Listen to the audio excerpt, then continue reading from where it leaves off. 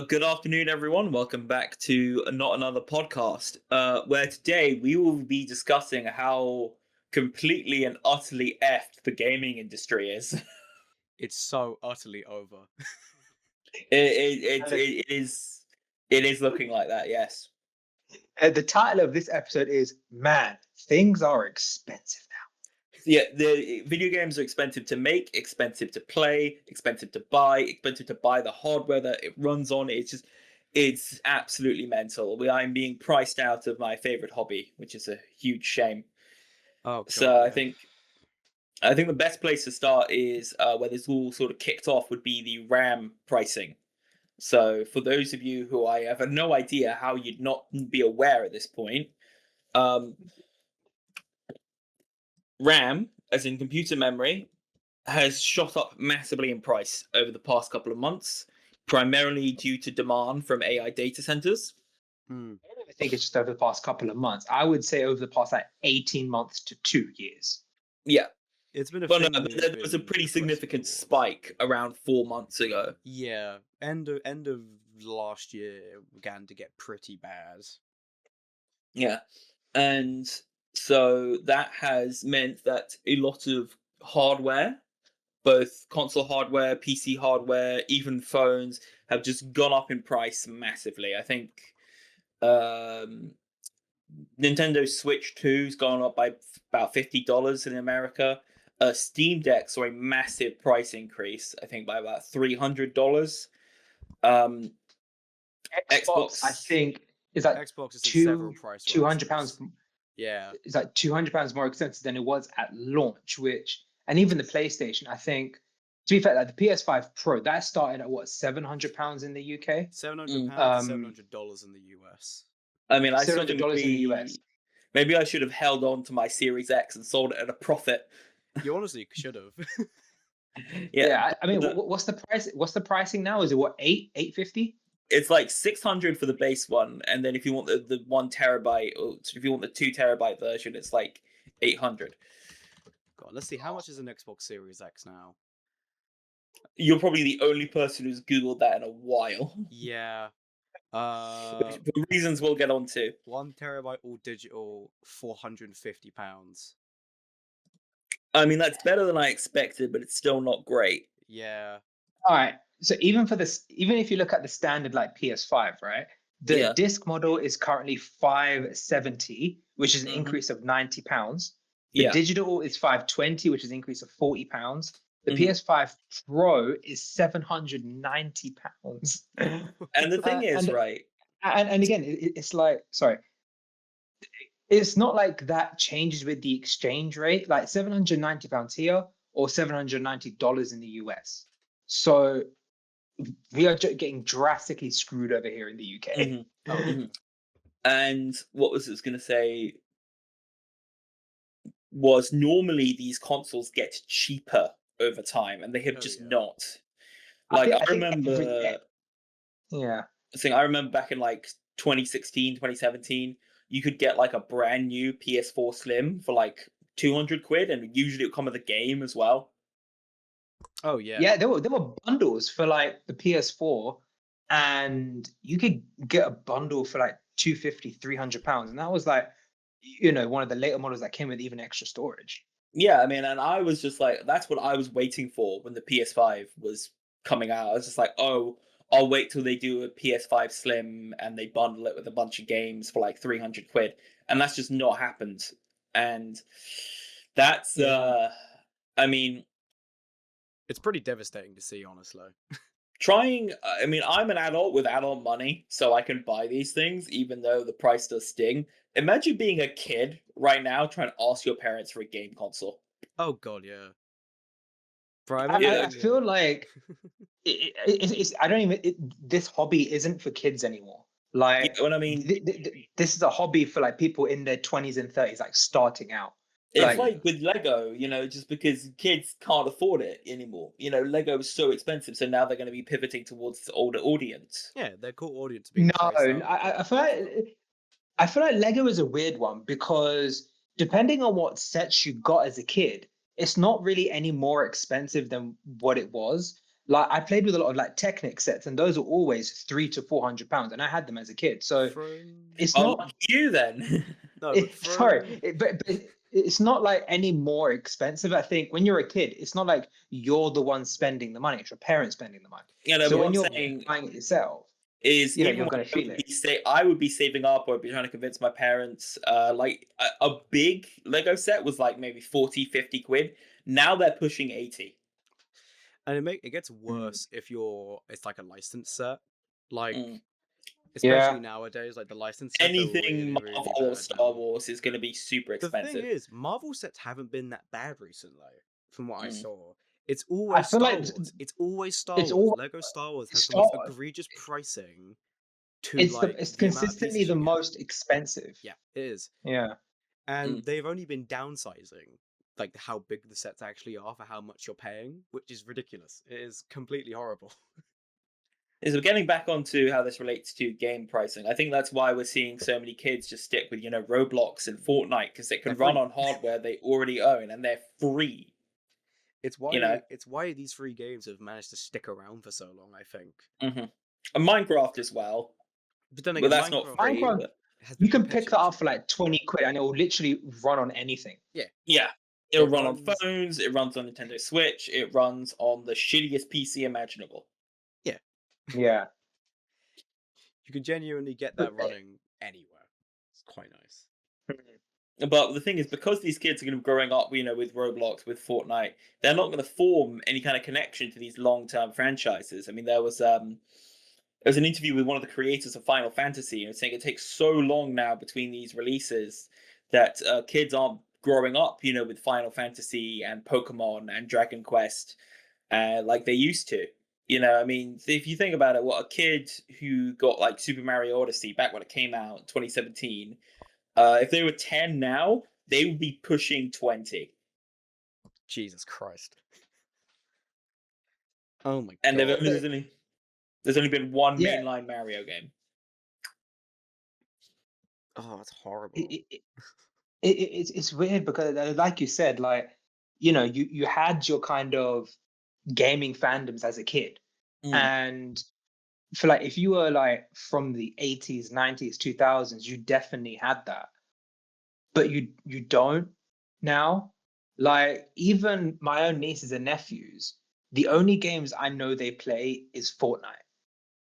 I and maybe Roblox. That is it. Yeah, I it's can't think of any other games they could be playing. Mind you, that might even come down to interest. They don't not interested in anything else that is, deeper story wise. Like I can't imagine them playing something like Final Fantasy, Assassin's Creed, or whatever. But I feel like with something like Fortnite, because they also, don't forget, they're very short games. Mm. It's almost Yeah, like you it's could easily again, play it for like 15 minutes and then just put it off. yeah, yeah. It's that a level of it is also, I think, the culture of instant gratification, where you Yeah. instantly get your win after like 15, 20 minutes. Well, if you're playing like a longer story game, apart from maybe going through like an individual mission or level, there's a lot like more when you've you got to get to do to yeah, actually yeah, get yeah, that satisfaction. Mm. yeah, yeah, which is a shame. But playing games when I was younger, like Mario Kart or like the Transformers, like War for Cybertron games, it when you completed those levels or missions or got to the end of the story, there was such a deep satisfaction of watching it go through. Oh hmm yeah. I mean, God, I remember working so hard to try and complete all of the levels in like Lego Harry Potter or something, and then Oh yeah, finally yeah. getting to the end of it, and I was just like, yes, this is awesome. I Uh, remember having that with like Lego Marvel superheroes, Lego Batman 2, Lego Lego Star Wars: Batman The Legend of 3. Legend of Zelda. Zelda: The Wind Waker was a big one for me because up until that point, I'd mostly just been playing Lego games. But I remember ages ago, a friend of mine let me borrow his copy of Wind Waker HD, Oh, and I played that so much. And it was like this was like my first ever like proper video game, and then from that moment on, I was just completely hooked. oh yeah, fair enough. But essentially, because now people can't even afford these things. I mean, I can barely afford it.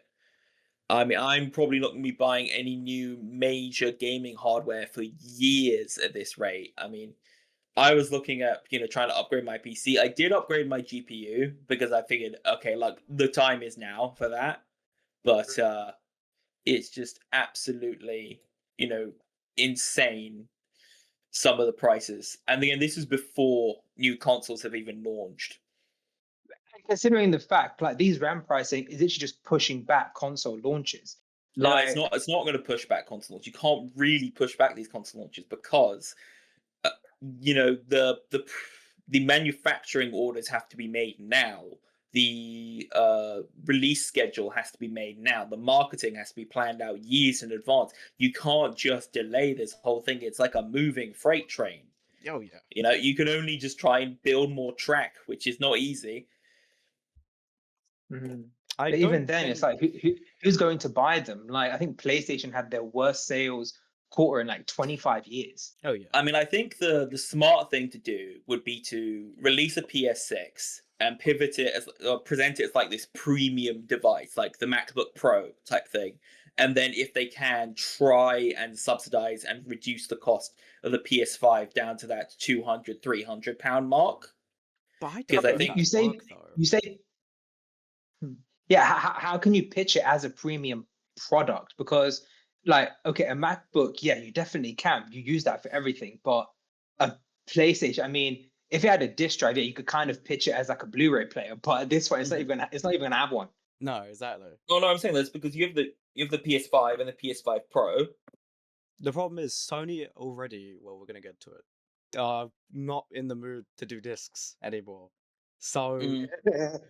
Yeah. I doubt if they made a premium device anymore, it's gonna come with a disc. It will probably be a primarily discless, and then you can No, maybe no, buy a disc it, drive it for will it. be discless. When I say they'd be pitching as a premium option, they'd be saying, games are going to look and run the best on this platform, on the almost like they did with They- the early years of the PS5, like stuff like Horizon, Forbidden West, God of War, Ragnarok. Problem Those is did though, also release on PS4 yeah. because they weren't, because of the stock shortages, because lots of things, people weren't 100% ready to move over yet.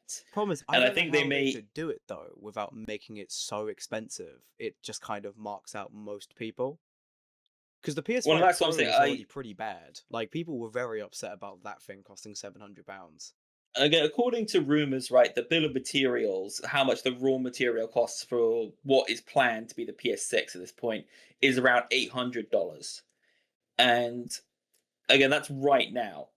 Mm. And prices are whether they're going to go up, whether they're going to go down, is yet to be seen. I mean, I know some people are taking these RAM companies to court as, Oh yes, yes. and we're just going to have to see how that goes. But I don't see that having an effect anytime soon. Most likely, especially is when you this get gonna lawyers involved. Court procedures is take this too gonna be long. It will nothing. We won't see anything tangible for at least a few years. I don't think. Mhm. especially with these companies literally inflating their pricing? Samsung, Micron, and what's the third one? Oh. SK Hynix. Yes. Yes, with them artificially inflating their pricing because they know that the companies are just going to pay for it anyways. Yeah. I mean, It's like. Did you guys And you also even see with Valve, where Valve are like, the RAM companies come to us, give us a certain amount, give us a set price, and if we say no, they don't do business with us anymore. It's We've reached a point where it's like the RAM companies kind of just dictate where the industry is going now, the cost thing the wise. thing is, right, is it up until very recently it was the other way around that the RAM companies were getting kind of screwed over by their biggest customers. I mean, they were talking about Apple used to be very, very uh they used to be very harsh negotiators when it Mm. came to RAM because you yeah. know there's like we're your biggest customers, you will sell to us at the price we want essentially, and now the shoe is on the other foot. But to be fair, now I think Apple are holding off so long with raising their prices that I think they Mm. raised the price of literally nearly everything apart from the iPhone and the Apple Watch. Yeah. I Like think I think we are you're going to be looking at seeing some disasters soon. like you're looking at anywhere between £100 increase to a £400 increase. I think on like the Mac Studio, Yeah. which is nuts. Considering the Mac Studio is also so expensive already, it's like, oh my I mean, god. also, That starts at what, 2.5 grand or something? Yeah, it's already like there's only like one type of person that's buying that, and you're A already Mac you're Studio. yeah, and you're slowly trying to price that guy out as well. It's like no.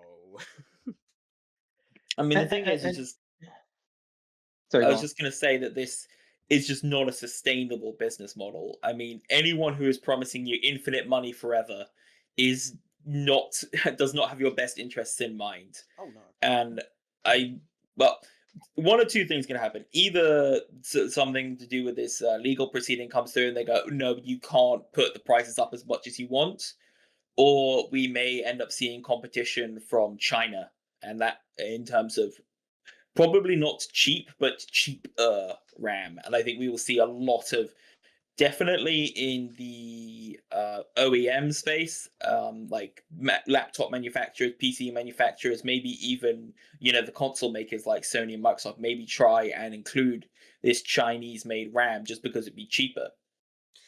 It's probably would be a good idea, to be fair. Like it would I mean, probably in the long term have to be the decision they go with, Mm. unless we do see like a crash in the AI bubble next year. I don't really see how prices are going to go down without. I mean, the thing is, right, if they Investing can get some. away with selling RAM at these prices, what makes you think it's going to go down after the AI bubble pops? My only hope would just they be the already. parts would be well, because a lot of the problem with it so far is the fact that the RAM they're selling it hasn't even been made yet. Like they're Yeah, selling exactly. products that They're don't exist. pre-buying the wafers. Yeah, they're pre-buying it, and they're pre-buying like thousands upon With money thousands of they don't products. have, by the Yeah, way. with money they don't have, To and for products that data don't centers exist. that aren't even built yet. Yeah, like it's a problem of I think if it all crashes down, like maybe I don't know, maybe like orders would be cancelled and like data centers would crash and not be able to be built. But I think the prices are still probably gonna stagnate. But what I'm saying Maybe is, I don't think, unless the market crashes completely, I don't think these prices are going to go down anytime soon. I think we're looking well into like 2028 for any kind of price decrease. And again, I'm sure these RAM companies will get used to these times of high growth, of high profits, and will make some stupid decisions, I think, in the well, future, which considering that is. Micron are now out of the consumer market, I think probably Mhm. like unless Yeah. Micron or the other ones would like come back into it, I think because they know they only serve to like businesses now, it's like they're gonna probably just keep it up for as long as I they mean, we're can. just going to have to wait and see. Yeah. I remember this was, I think, just before Samsung were launching the S25. This was like back in maybe like November, December time. There was reports that Samsung weren't even selling RAM to their own mobile division Oh yes, that for was Yeah, the true. product. Yep, that was true. because it was more profitable for them to sell directly to data centers. Exactly. And it's like, how is a company not, I say in air quotes, which you cannot see, not selling to themselves? It's Well, that's the thing is more Samsung is a conglomerate, right? It's a uh, lots of big and small Little companies companies. together Yeah. in a trench coat. mm-hmm. Yeah. Mm. It's just funny to It, think. it, It's funny to think, right, that it's more profitable to sell the RAM to a data center than it is to sell it to produce your expensive flagship line of phones. Hmm. Like yeah. that is a crazy reality we live in now. Yeah, I mean, and also Microsoft as well. I mean, again, we'll get into this. They've been pushing hard into AI, so they've essentially created this problem for themselves now, where one part of the company is pushing hard into AI and is wanting to build data centers and work with Azure and all this stuff. Well, the other part of the company, a much smaller part of the company, is getting really annoyed that they're probably going to have to, you know, either delay or massively increase the price on whatever the next Xbox ends up being. Yeah, and in turn, obviously the games are going to probably be more expensive, and they're going to take longer to make, and it just becomes a bigger and bigger problem from there. Hmm. I think this is going to be a pretty good segue into one of our other topics, which was we were going to be talking about the massive, massive, massive Xbox layoffs that just happened yesterday. Oh yes. Uh, Yeah. They announced, I think, 1,600 layoffs yesterday, with up to 3,200. The 1,600 is inclusive of the 3,200 happening until I think April next year, Yes. So which it's going to be rolling layoffs then. rolling layoffs, which is in a time where literally so many people are struggling to get a job because of these companies investing so heavily into AI and feeling that they don't have to employ people. You're just creating more and more hardship for these people, Yeah. and it I'm not gonna say forces them to do anything about it, but you have these companies that are making these decisions and just not caring where their you know workers are going.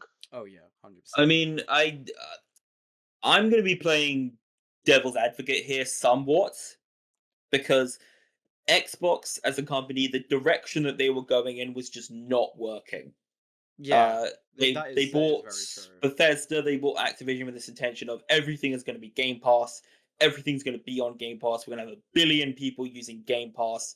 It's going to be so great, and everything's going to be amazing forever. And you don't Everything's need an to make Xbox. successful Everything's games. an Xbox. That was the You motto. just need to make games that will Oh, look good on Game Pass. Hmm. And so again, billions and billions of dollars spent on Bethesda, spent on um, other companies like Ninja Theory and Compulsion Games, and their output has not been great. Yeah, because they've made pretty much nothing. I mean, even like Obsidian, which is going to lose about 25% of its staff, probably the most active Xbox studio since acquisition. They've produced Grounded, Oh yeah. Pentiment, and The Outer Worlds 2. Only one of those is like a big AAA quote unquote system seller game. Yeah. And even then, a lot of people view The Outer Worlds as relatively mediocre. Yeah, they're not as big of a hitter as Microsoft or Xbox would have wanted. Avowed, I can't believe I forgot Avowed entirely as well. And that was actually announced That was announced a back while when ago. the Xbox Series X was revealed. Yeah. And everyone was like, this is gonna be, their Elder Scrolls killer. This was before they bought Bethesda. And I remember there was a lot of hype with that initial reveal, and then when they actually showed gameplay of it, they were like, "Oh my god, this looks bland as hell." Hmm. I mean, I still want to get around to playing it because I do like fantasy RPGs, and apparently there's some really good first-person combat. Oh yeah, but I think generally it was not received like Mhm. amazingly Again, well. it's not the system seller that they Yeah. wanted. They want now. Sorry, well, Well, the one brand have moment. always needed, but they've never really pulled out. Like Starfield Mhm. was definitely planned to be a big That's hitter. definitely what they wanted. They replaced Halo Infinite on the back of the Xbox box Yeah, with with a Starfield. which is like I That still find kind of crazy, but I understand what they were trying to do because yeah, it's Well, Bethesda's big game. it was a brand new IP from a storied company. It makes total sense from a marketing perspective. Yeah, Unfortunately, Starfield was not very good.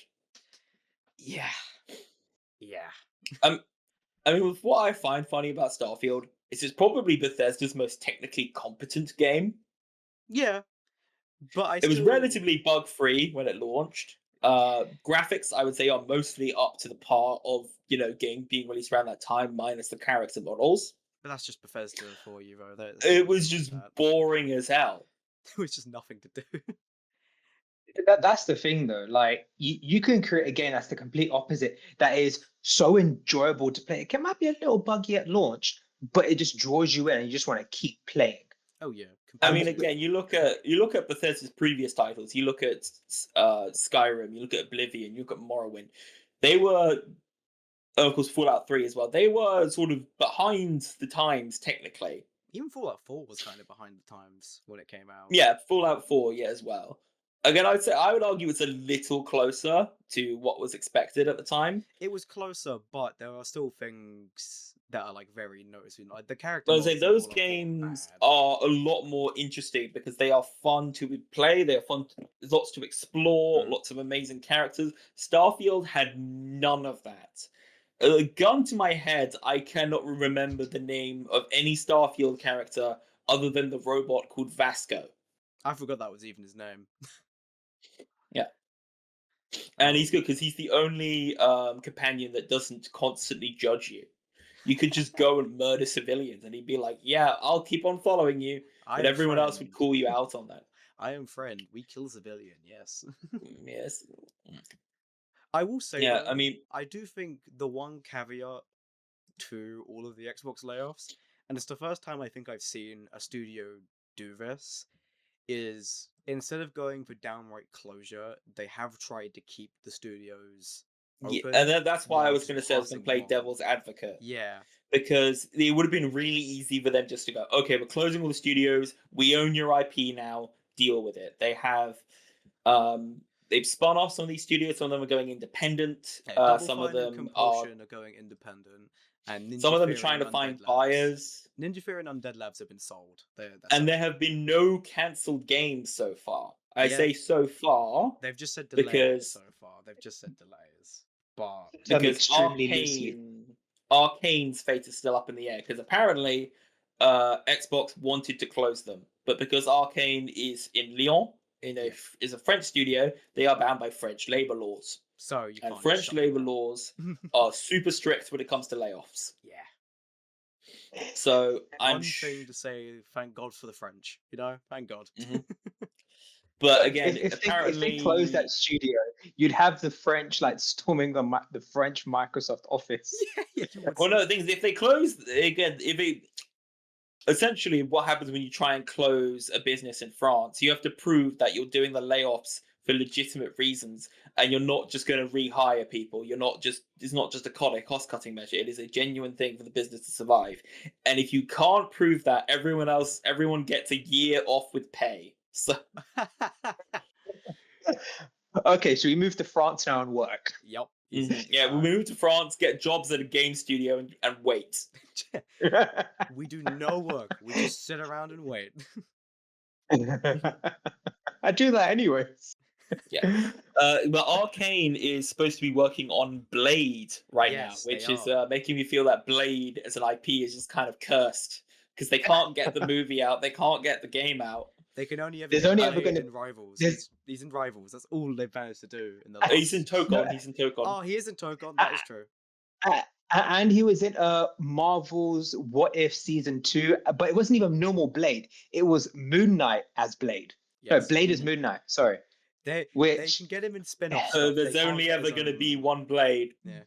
I was gonna say that. They I physically knew you. I can't. stole it from you. They physically can't Yeah, get you're in- Blade out of like tie-in stuff. They can't make his own media. It has How to be hard tie-in. is it to do cool guy kills vampires? It's not that hard. No. How hard is it to make cool vampire who kills evil vampires? Yeah. Like, The come thing on, is, right, man. as a result of Blade's development hell, we've actually gotten 2 movies. Okay, because apparently a lot of the costumes from Sinners were going to be used for Blade, which was going to be a period piece, but then Yep. it ended up getting reworked. And Mm. then I think not one of the other directors they brought in has now reworked his script into the movie Your Mother, Your Mother, Your Mother, Your Mother, which is about an assassin. So I think they've made 2 movies off the wreckage of Blade, which is just absolutely hilarious. It's Oh like my the God. Blade has just become a charity for like all the other films. Like, you get some handouts for what's left over from this. You get some handouts. Like, oh. Yeah. But seriously, And, if and the thing is, you Microsoft, mentioned like you mentioned that they're not closing the studios, they're only just like cutting staff.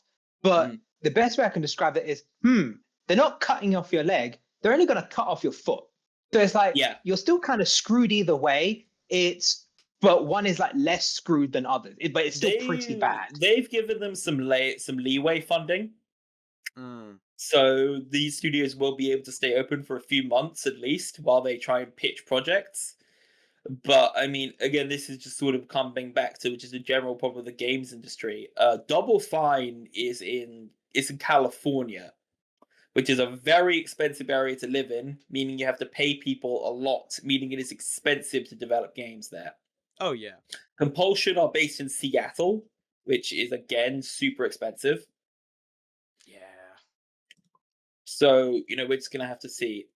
Speaking of other studios, approximately half of id Software has been laid off. yeah. Which I Oh, think is who, crazy sorry? considering id. They make Doom. Yeah, Oh, Doom. But the thing is, Oh, right, is it's the technical team that have been laid off. So if there's one thing about these the output from id Software from day one since 1998 with the original Doom is it's always been technically impressive. It's always yeah. been pushing the limits of what video games can be. id Tech have always been really, really impressive from Mhm. when they started to now. From Doom to the original Quake to Quake 2 and Rage. And also, I do need to build in so many games were built off of Quake's engine. You had Gold Source, which would later go on to power Half Life, which would then Half Life 2 and the Source engine, Yeah, and that whole family of games. Uh, Original Call of Duty ran on the Quake 3 engine, yep. which then got spun off into all kinds of stuff. And again, even the current Call of Duty games, the current software still has traces of Quake 3's code in it.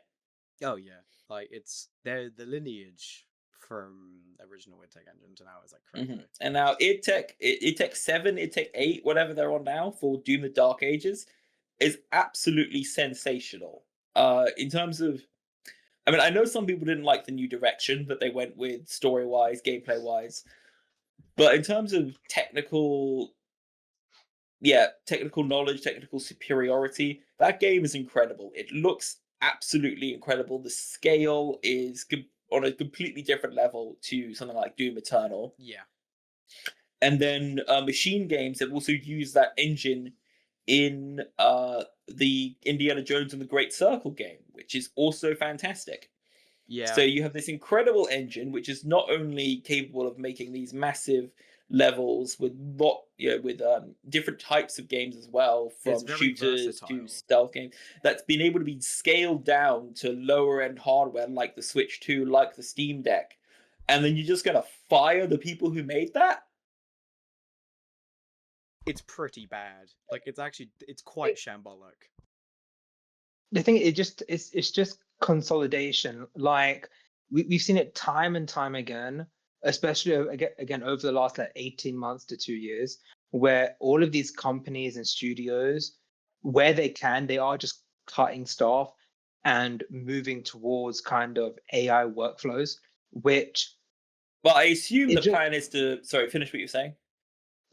yeah, they're moving towards AI workflows again, just so they don't have to pay staff and have to deal with all that malarkey. But Mhm. you're having some companies now who have invested in these AI workflows, realizing just how expensive it is and how it's actually costing them more than having the human workforce. Mhm. And now you've You got them see, doing a full it's a 180. two-pronged thing, right? Because Microsoft has been very adamant that they want their studios to ship games using Unreal Engine 5. And I mean, you look at the Coalition, Gears of War, that's Unreal Engine 5. Avowed in the Outer Worlds was Unreal Engine 5. State of Decay is Unreal Engine 5. Senua's Unreal Engine 5. And now Halo, which, again, this is another studio, another game that's had a really strong technical presence, is now running on Unreal Engine 5. And I mean, I think the writing was kind of on the wall when they were looking for a new engine for Halo, and they didn't even consider id Tech. Oh We have yeah. this engine tailor made for making these massive, immersive first person shooters. And our core franchise is a massive, immersive first person shooter. Yeah, let's just go to Unreal Engine. Yeah, it's very strange. I don't I Well, there's a remember. reason why for it. It's because Microsoft, well, the way they operate both in games and out of games is contractors. They have very, very few full time developers. Oh, especially at Halo Studios. Like Halo Studios are They renowned for it.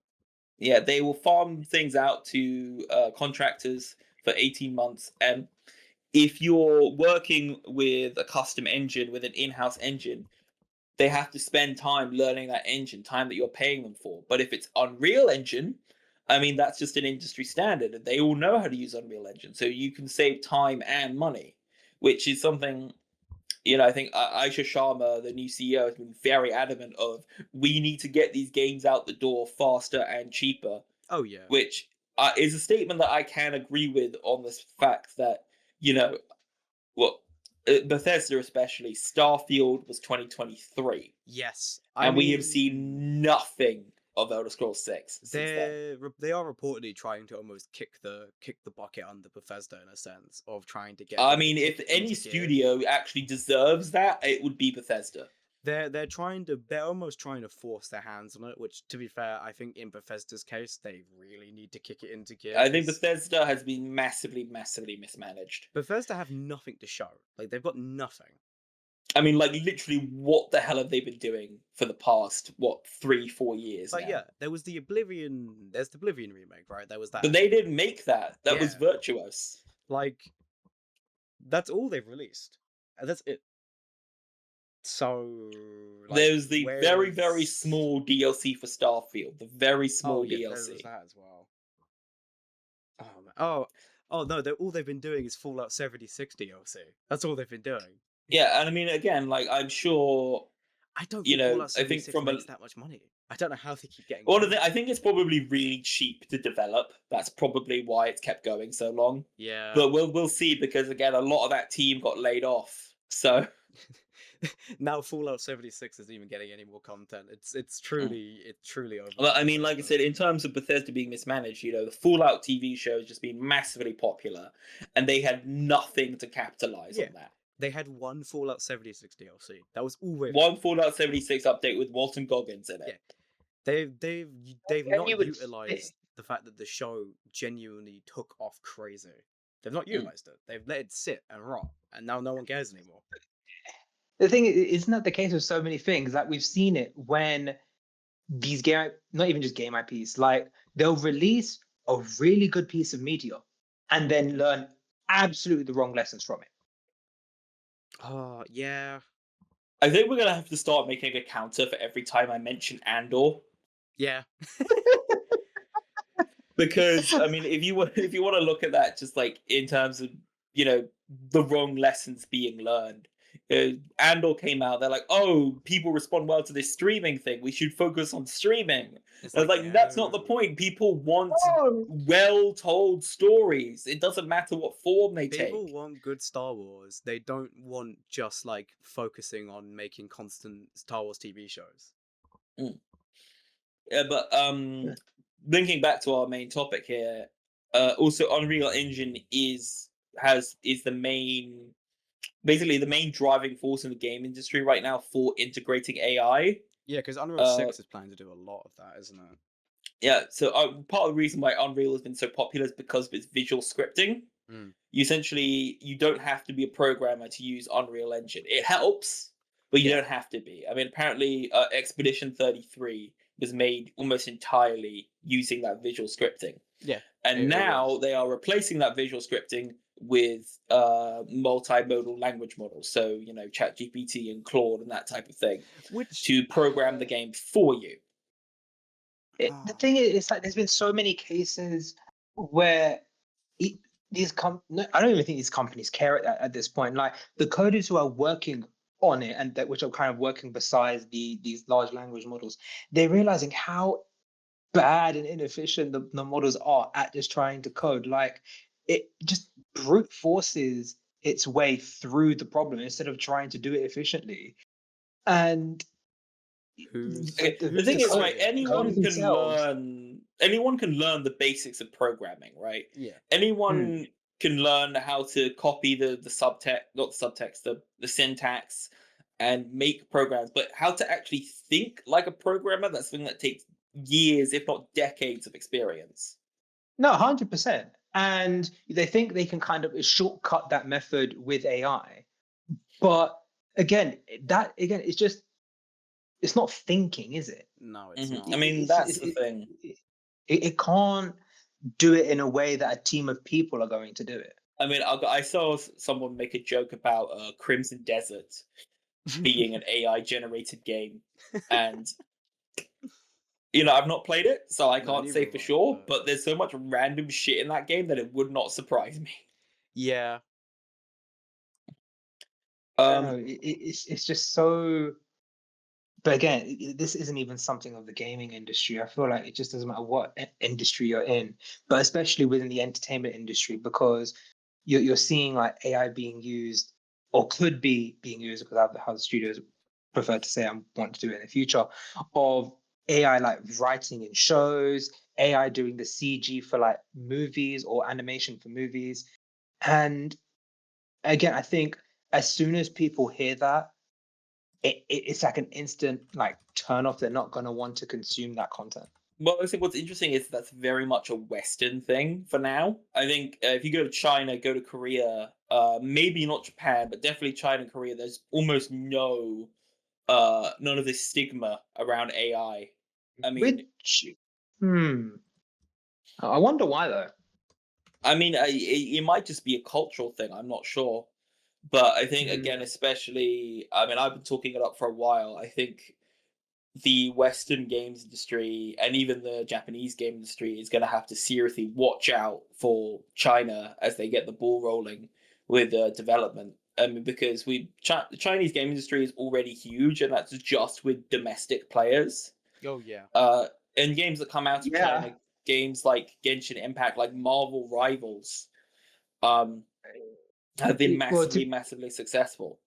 Mhm. But what I'm um, saying is, if these developers are unafraid of AI, and if domestically at least they won't receive pushback for using it, they may end up at least contributing, you know, what's the word?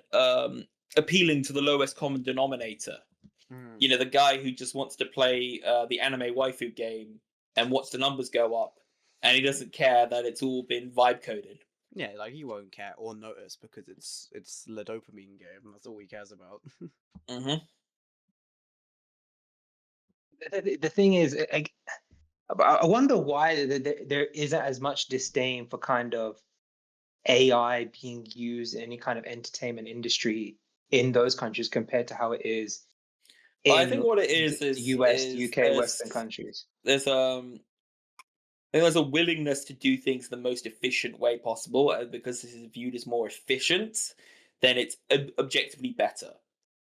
But again, it, do you agree with it being efficient, or No, do of you course not. consider, or do we agree the ethics of it are still kind of scummy in the fact that it's still scraping the internet for ideas and artwork to generate the wording and the What images what just for pisses everything? me off is, I mean, I don't know if you know, but a lot of businesses have just been using AI to just generate signs, and they I've just seen it all so much. I've look seen it so awful. much. It Mm. looks so bad because everything looks exactly the same. They've all got that kind of AI animated look But about this them. this is this is the point I'm trying to make now. So yes, uh, I Sharma wants Xbox producing more games, which like idea I don't want, and what I fear is we're gonna have the same sort of Unreal Engine AI generated look on all of these games, and Oh yeah. Fallout and Elder Scrolls and Doom and Wolfenstein and Halo and all these big franchises just gonna congeal into this gaming blob. Because And it's been such a stakehold with games that you each one it wasn't just the story that made the games. They all had kind of an artistic energy to them that the art style dictated the story and how it kind of flowed and how you kind of interacted with it. I mean, this isn't even a gaming kind of a gaming example, but you look at Arcane League of Legends on Netflix. Do you think it would have succeeded in the way that it did if it did not have that kind of art style? Absolutely not. Oh yeah. I think if it had a more, if it had a more like standard animated art style, like a more standard animated art style, but had the same level of storytelling, I think it probably would have been somewhat successful, but not as successful. Yeah, I think its visual identity is kind of part of what makes it so I interesting. think it absolutely is the visual identity. I mean, okay, what about Spider-Man into the Spider-Verse? Still, look at that visual identity. I Mm. don't think the movie wouldn't have taken off nearly as well as it did if it wasn't for how vivid the art styling was. Oh yeah, exactly. Mm. Mm. But again, it's like you say, you're gonna have all of these games that look and feel the same. Yeah, they might be telling different stories of different characters, but if they all have the same kind of physical look, are you really going to tell them apart? Yeah. Mhm. And I mean, the one thing I was gonna say, um, it's ultimately we all knew these layoffs were coming, and I think they had the potential to be something good because Xbox was just hemorrhaging money. There's just too many middlemen, apparently, is what they were saying. About 14 different layers of management. I mean, So, this has That's been like nuts. leaked rumors from like Microsoft for like well over 15 years at this point. Microsoft like middle management has always been notoriously pretty terrible. hmm I mean, it's resulted in delays and like horrifying business choices. Like half the who reason, remembers Windows Mobile? Everyone. oh good lord, yeah. But half the reason like franchises like Halo have been reportedly as bad as they are is because like, you quite literally can't do a single thing without consulting about 10 people. hmm And by that point, It- someone says no, it's over. And then those 10 people are like, ah, but we need to make more money. So, like, microtransactions. And it's like, ugh. but it's microtransactions have their own controversy. It's like it's just Yeah. played to win. But as you say, there's like 10 levels of management. It's just bureaucratic red tape, left, right, and center. And it's like before you can even make the decision, you need to ask, can this decision even be made? And then, okay, here are the options. Okay, can we decide on these options? There's you have to discuss every single step before you can even make the step.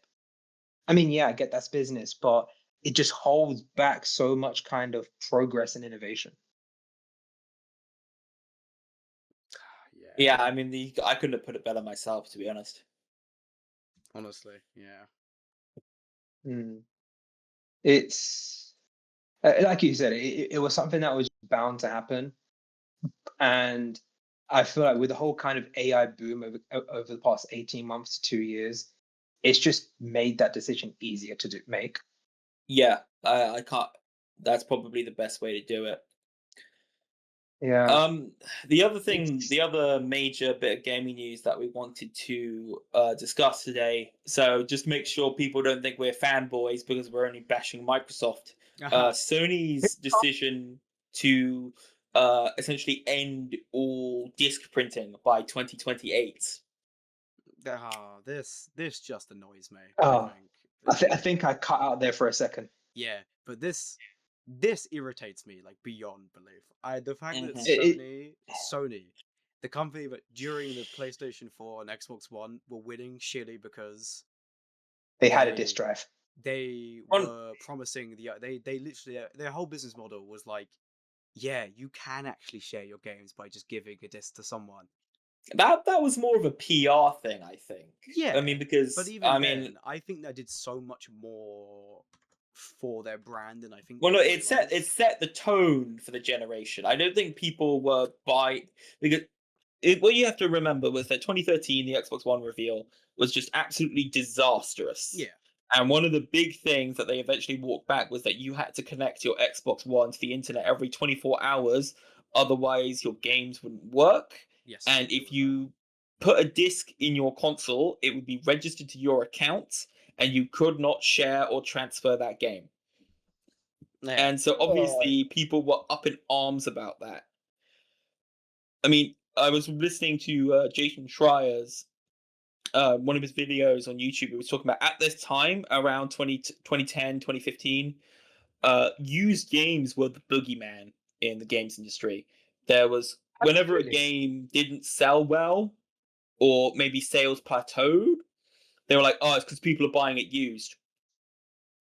There were lots of It, ways to combat that. one thing that EA did was that they would require you to buy a access code for a game's multiplayer. So if you bought it secondhand, Mm. uh, the code that it would be in the box wouldn't work. You would need to, if you bought, like, say, Battlefield 4 at the time, you could play the campaign just fine. But if you wanted to play multiplayer, the whole reason you get a Battlefield game, that's going to be an extra $10.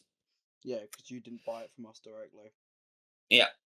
So that was part of the plan. And so Microsoft's decision with the Xbox One originally was a reaction to this. Mm. I And think now over time, sorry, finish what you were going to say. I think yeah, you are right.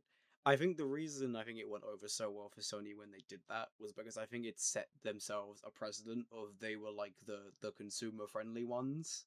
I The mean, ones that their were seen marketing as slogan was "for the players." yeah. They were And seen as the more for yeah, literally for the players. They were seen as that. So I think that definitely gave them a lot of like leg up, like a big leg up against Mhm. all of their competitors. Essentially, Microsoft squandered all of their goodwill from the Xbox 360 generation in a matter of minutes. Yeah, in a matter of a single presentation, it was like, oh well. And even outside of the physical game, I feel like just the idea of the console having a disc drive, which was also a Blu-ray player, was again in an age that was just seeing, you know, physical media being done away with, everything just going to streaming. People still needed and wanted a DVD player. Well, these And discs have always been a core part of Sony's success. Like, part of the reason why developers moved away from the SNES and the Sega Saturn or Sega Mega Drive or what it was at the time Yeah. was because the PlayStation ran on discs, meaning you could do stuff like pre-rendered cutscenes, pre-rendered backgrounds, orchestral scores, this kind of thing that just technically was not possible on other platforms. I mean, the most data an N64 cartridge could handle was 64 megabytes. Yeah, it was Meanwhile, yeah, you could have a whole gigabyte on a PlayStation 1 disc, and you could have multi-disc games. So something like Metal Gear Solid, Final Fantasy VII, these genre-defining games you have would just multiple not discs. be possible on other Red Dead platforms. Redemption. Yeah, again, it was a multiple disc Red Dead game. Redemption was decades later. Yeah, this is like But PlayStation. I'm using a modern Yeah, example. this is like Yeah, PlayStation. yeah. I mean, 1 even if era. we want to talk about modern examples, Final Fantasy VII Rebirth came on 2 discs. Yep. It's Cyberpunk Cyberpunk came on 2 2077. discs. Mm-hmm. What Hmm. else came on 2 discs? On the PS3 and 360, GTA 5 was multiple discs. Yeah. Okay, and Famous. this dates back to like last week's example with GTA 6 only being on digital. I think which- I think Sony has been working with Rockstar a lot to market the game, and I think they probably got wind of this and wanted to try and Getting on roll it with the early. punches. Yeah, they're getting in on it yeah, early. They're getting in on it early, which makes sense. they are getting in on it early, but again, it's like you said earlier, like so many games that none of us would have played if we couldn't either borrow them from a friend or a family member or get them secondhand. And I feel like and you can only do that with a disc. I feel Mhm. like the Or secondhand yeah, kind of like market physical with gaming, cartridge. like secondhand market with gaming is it's kind of one of the hobby's biggest like community aspects. Is I the mean, fact that absolutely. once you're done with a game, you can sell it. I Like mean, I it's a think physical thing that you can own gaming and sell.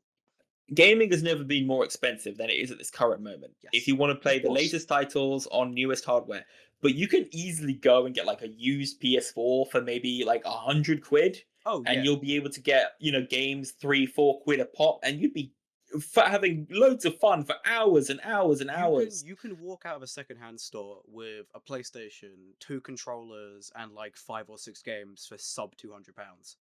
Yeah, and I mean, I think Well, again in today's day and age, that's a hell of a deal. It's a great deal. It's Yeah. a really, really good deal. Again, it's literally just another way for the games companies to control The to flow of control the where market. you Like, buy things from. yeah, It's the flow of where you can buy it and thus their own profit line. Because if people can't buy it secondhand or borrow it from a friend, they have to get it straight from the Yeah, source. that's the thing. It's that And you have to buy it from Sony. And it There's also, no other way around it. It cuts out retail as well. So mm, I mean, in here in the UK, Game is already on its last legs. we're like dead now. GameStop in America, they are doomed. CEX, I Mm. mean, CEX survives by to be where fair, where where are all of the crackheads gonna go? yeah, they survive off of like genuinely just like crackheads. To be fair, they have gone international now, so I think they're doing okay. But like before that, if they hadn't, I think it would have been a bit problematic. I'm Essentially it's also going to allow these companies to set the price, Hmm. and so because they don't have to compete with physical deals anymore. I mean, what if you go? I'm just giving me for just I'm just going to look on Amazon right now, right, Go on. just to see how much a copy of, say, let's say God of War Ragnarok is, right? Hmm. God of War Ragnarok PS5. So purchase it right now, £26. Not bad at all. No, that's solid. Or if you want next day delivery, you're looking at what, like 32. Yeah, it's not bad at all. Yeah. And now if I was to go on PlayStation Store right now, You can even go on like I can Steam check that. check. I can check that. 1 second. PlayStation Store. yeah. What did you First check? thing God that of War pops up. Ragnarok. God of War Ragnarok, yeah. Yep. I got 69.99. Yeah. Oh yeah, no, for the PS5 version, yeah, 69.99. I mean, that's just absolutely mental.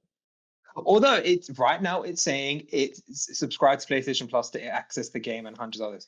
Like, That's the yeah, they thing can though. bundle it It's in with getting like the digital you. services. It's getting you to pay for the services as well. So like now you're paying for the Yeah. subscriptions, and then you're paying for the hardware, I'm and then you're paying in the I'm store, and it's like, willing to bet that they will want gate, like, you know how you go and when you get a phone, the idea is you'll go buy the phone on a contract and you'll get it bundled in with all your other stuff. yes, Yep. Yeah, I'm sure that's the model they want for consoles now, is that you'll pay like Oh. 30 or 40 pounds a month and you'll get the console with the online subscription and the game subscription all bundled in, and you pay and off you'll over be the course locked of like in 3 years. for 3 years, 4 years even. And that's going to be the business Oh, model they're going to go for. 30, 40 pounds a month over 3 years. That is a disgusting price for a console. I'm sorry. Exactly. Like, even if you include like PlayStation Plus or Xbox Game Pass, if you go for the equivalent, it's that is a disgusting price. PlayStation Plus has always been a bit like, at least for me, like it's never really been worth that much. It's gotten better over time, I think, but I know originally PlayStation Plus compared to like Game Pass was like never really a good move. Like it was always just more optimal to be on Game Pass, like either on a Mhm. PC or Xbox. But obviously, then Xbox increased the price of Game Pass to like £30 a month, and it was like, well, that's great. It's so bad. I think we yeah you I think you are right, Octo. I think we are at a point where like we are gonna start reaching like proper like, yeah, you have to pay for the console over the course of time. Well, it's a bit like who was it, that AI guy who was like, AI is going to be treated like an electricity bill where you got to Sam pay Altman. like, yeah, Sam Sam Altman. Altman, yes, where the idea is you pay a monthly subscription and it's part of the bills you pay for your home, and then Mhm. you get AI on a monthly subscription basis. There's something like that, and that is bad. Mm. Oh my! It's that is, yeah. He said, it'll be, you can buy intelligence or whatever. That's Yeah, you could buy intelligence on ignoring a that because, bill like basis. I was like, yeah, ignoring that because that is its own kind of can of worms that we don't want yeah, to we're explore not right gonna now. go today. But it's just like, oh, you will buy everything and own nothing Yeah, you will own Mhm. nothing and be because happy. You will own nothing and be happy. yeah. Like, again, all of these streaming services, again, yeah, you do have access to it very easily, but they can just remove something at a whim and you'll never be able to watch it again. Yeah. Like, I mean, obviously, I'm assuming you guys saw, I think this was last week before, where Sony said they're removing over 500 purchased movies and TV shows that people have bought on PlayStation because Mhm. Sony's license ran out. Oh yeah. Yeah. I And mean, that's just Sony wonder why absolutely crap mental. PS4s are so popular, and they wonder why. Mm. And it's like, well, it's because you do this constantly. I Uh, was gonna say was I think the smartest thing for Nintendo to do at this point would be to pivot hard into physical media. Yeah. I mean, I know the game key cards have been a bit of a nightmare, but if they could essentially offer more options for storage and allow maybe just find some way to incentivize developers for putting the game on the cart, I think that it may be a unique selling point for the unique selling point for the Switch too. So, you can have an entirely physical library on this platform. again, that's just encouraging people to buy yet another console so they can have the idea of a purely physical game library. Mhm. But that's what I'm saying. I think it would be a smart move to provide an alternative. I mean, yeah, I suppose, yeah, if you are into the kind of gaming space, you're going to be having multiple systems anyways. Mhm. But assuming you are just a casual player, Yeah. you again, it just dates back to our first topic. It's becoming increasingly more expensive for people to just take this as a casual hobby. Mhm. I mean, like I bought my PS5 back in 2022. I remember I legit bought it just to play Lego Skywalker Saga, Mhm. and yeah, laugh at me as much as you want. Um, I actually I bought mine on StockX for £530, £535, which I think was about 60, £70 above the retail price at the time. Mm. But now the retail price is above what I Yeah. paid on resale. Looking back at it, it's like, oh well, that's not actually that bad now. No, it's Mhm. not. And again, it's like, you know, Sony going distance. You're just pushing people out of the gaming space. People, especially people that aren't in it. Like, why are people going to get into this in the first place? If it's one, it's too expensive, and two, it takes so much effort to kind of upkeep with it. Yeah. I mean, I think that's you've really hit the nail on the head here. Is gaming is just going to be really, really expensive for the next couple of years. Oh yeah, It, definitely. it's a hobby for adults in their 20s and 30s. I argue it's getting pushed out You, for the 20s. I think it's mostly for adults who are like in their 30s and 40s who have money now and are comfortable. Mhm. Yep. yeah, because like you said with like Fortnite and Roblox, kids aren't going to get into it because one, these games are free, and two, they're not going to be able to convince their parents to buy a whole console unless their parents are already going to get the console. Yeah. I mean, that's probably how some kids may still end up getting into this stuff if their dad has an Xbox and like, hey Timmy, do you want to play Halo with your dad? Timmy, do you want to play Apex Legends with me, Timmy? It Yeah. just gets just like absolutely cracked at Apex Legends. Oh god, yeah. Like my little nephew, he turned 10 last year, and I kid you not, he is absolutely amazing at Fortnite. Hmm. A 10-year-old. And to be fair, yeah, even when we were 10, we were probably pretty good at games as well. But Hmm. it's nuts. We get older And Well, like and when the he you when he smarter comes, see, we get. I've played video games for thousands of hours throughout my life, and I'm still bad at them. Yep. yeah, because the thing is, we've played hundreds of games, while these kids are only playing two. Yeah. Hmm. A whole library Yeah, collectively made of 2 or 3 video games. yeah, exactly. And like he loves when he comes over to mine to play games because there's such variety. Yeah. Like he can play like Mortal Kombat if he wanted to, Hmm. but it's again the kids aren't going to get into it unless they already have access to these systems. Yeah. Hmm. Which a lot don't now. Yeah. They don't. Why do you think they just watch stuff now? And mind you, they're not even watching anything good. Hmm. It's a shame because I feel like you said, I feel like the secondhand community is a massive aspect of the community. Yeah, Probably the it's largest aspect of it's it. probably one of the most joint and like unifiably like good things about gaming, and I think with a lot of hobbies generally, is the fact that you have something you own that you can sell or keep at your leisure, which I think is like it is one of the most important parts of a hobby like this, is having something you physically can have that you can dictate whether you keep or you obviously get rid of. Yeah, it's that shared experience as well. Because if more people have it, look, like I can say to one of my friends, look, this game was amazing. You can borrow it. I want you to play it and let me know what you think. Oh yeah, That Mhm. can't happen now. That can't happen now unless literally that person's coming over to play it on your own system. it's not like Yep. back But when it's not like back on the Xbox 360 where I could have been like, oh yeah, I just played, I finished Just Cause 2. It's such an amazing game. Here, mate, I'll give it to you so you can give it a try. Like I can't do that anymore. Mhm. no, you can't. You can't. It's very like anti-consumeristic Mm. culture Mhm. because if you can't get the physical game, and mind you, they're not even physical games at this point. It's literally just a disc with a code on it. Yeah, It, it's a disc with a license key. yeah, That's all it is. It Yep. sucks because I can yeah. think of games that this has like actually been like an applicable thing to me. Like I got into Skate 3 on the 360 because someone gave me the game, and then I got someone else into the game because I gave them the game afterwards.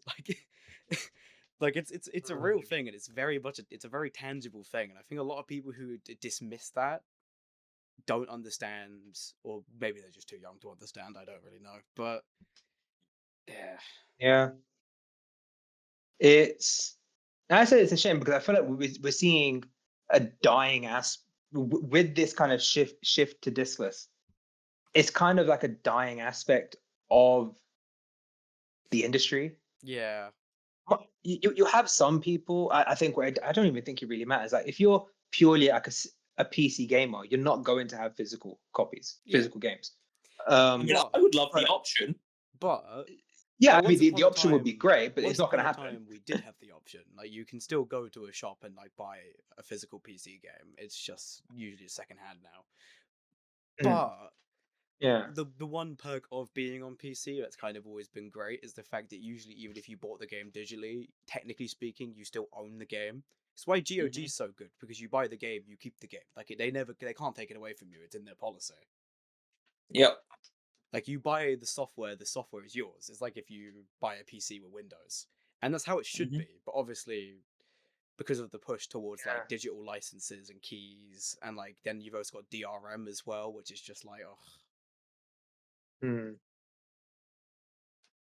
Yeah, I say it's just more of a massive push for these companies, which I feel like it's like beating a dead horse, like saying the same thing over and over. It's them just trying to make as much money as possible and just screwing over their customer base. yeah. This is why, to any people listening to us, please, if you could support Stop Killer Games, do it. Please do it. Yes, yes, absolutely what he said. It's a massive thing, especially in this day and age, Mm, where you can just you got to support these things as much as you can. yeah. Mhm. I think that's a Mm. pretty perfect place to end it, honestly. Yeah, I think Yeah, this is we could just keep circling the drain with how bummed out we are Yeah. for hours yeah. and hours. Hopefully, we'll have Mhm. something more positive More to talk about cheery to next talk week. about next week, yeah. Yeah, yeah.